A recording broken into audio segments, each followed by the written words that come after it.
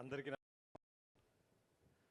మమ్మల్ని బ్లెస్ చేయడానికి వచ్చిన పెద్దలకి, ప్రముఖులకి, ప్రెస్ వాళ్ళకి, ప్రతి ఒక్కరికి పేరు పేరున్న హృదయపూర్వక నమస్కారాలు. ముఖ్యంగా రామ్మోహన్ రావు గారు, ప్రసాద్ గారు, thank you so much sir. మీరు మమ్మల్ని చాలా బ్లెస్ చేయడానికి ఇక్కడి వరకు వచ్చారు. Thanks for that. ఈ సినిమాలో చాలా పెద్ద పెద్ద గొప్ప టెక్నీషియన్స్ ఉన్నారండి. అది మీకు కనిపిస్తుంది అక్కడ. ఆ టెక్నీషియన్స్ మంజుష గారు చెప్పినట్టు నాది కాదండి, ఏదైనా అది క్రెడిట్ నాది కాదు.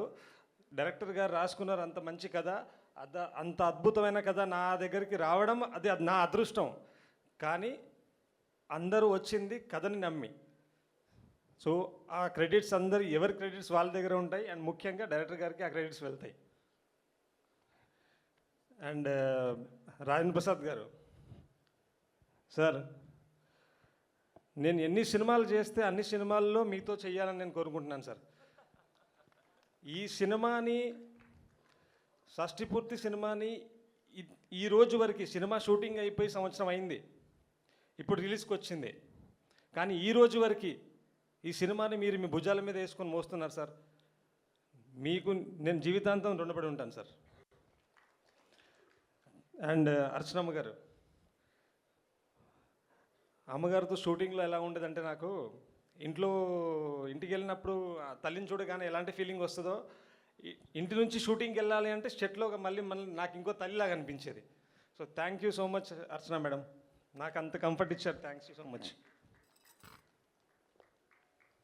అండ్ మన బ్యూటిఫుల్ ఆకాంక్ష గారు, పెద్ద పెద్ద హీరోలతో సినిమాలు చేసిన తర్వాత కూడా ఒక కొత్త హీరోతో సినిమాలు చేయాలి అంటే హీరోయిన్స్ చాలా ఆలోచించి స్టెప్ తీసుకుంటారు. కానీ అలాంటి ఆలోచన లేకుండా వీళ్ళు కొత్తోడా పాతోడని కాకుండా అందరూ కథని నమ్మినట్టు ఆవిడ కూడా కథని నమ్మి నాతో నా పక్కన చేయడానికి ఒప్పుకున్నందుకు చాలా చాలా థ్యాంక్ యూ ఆకాంక్షజీ. అండ్ సిపి సార్, నేను డైరెక్టర్ గారు ఎన్నో నెలలు కష్టపడ్డాము, ఎంతో చేసాము. కానీ ఆ కథని నేను నమ్మిన దాని తర్వాత ఆ కథకి మీరు హెల్ప్ అయింది, మీ తోడు ఎంతవరకు తీసుకొచ్చిందంటే అది ఈరోజు ట్రైలర్ లాంచ్కి అండ్ రేపు సినిమా చూస్తారు మీరు. Thank you so much sir. Me support లేకపోయి ఉండుంటే మేము ఇక్కడి వరకు వచ్చేవాళ్ళం కాదు. సపోర్ట్ సరే, నువ్వు ఎన్ని కోట్లు పెట్టావో సినిమాకి నాకు తెలుసు. అది లేకపోతే ఏ సపోర్ట్ ఏం చేయలేదు. నమ్మి నువ్వు చాలా డబ్బు పెట్టావు. ఎంతనో నేను చెప్పను, ఇది పెద్ద సినిమా మాత్రం చెప్పగలను సార్. ఆబ్వియస్లీ పెద్ద సినిమా, కానీ నేను నమ్మింది కథని. కథ బాగుంటే డబ్బు పక్కన పెట్టేసి కథని న్యాయం, ఆ కథకి ఎంత డబ్బు పెట్టాలో, ఆ కథకి ఎంత న్యాయం జరగాలో అనేది జరగాల్సిందే. లేదంటే అలాంటి కథలు చేయకూడదు. చిన్న కథ చేసుకోవాలి. మన దగ్గర బడ్జెట్ తక్కువ ఉంది అంటే చిన్న కథ చేయాలి. కానీ మన కల్చర్కి మన ఫ్యామిలీ బాండ్స్కి సంబంధించిన కథ చేస్తున్నాం షష్ఠి పూర్తి.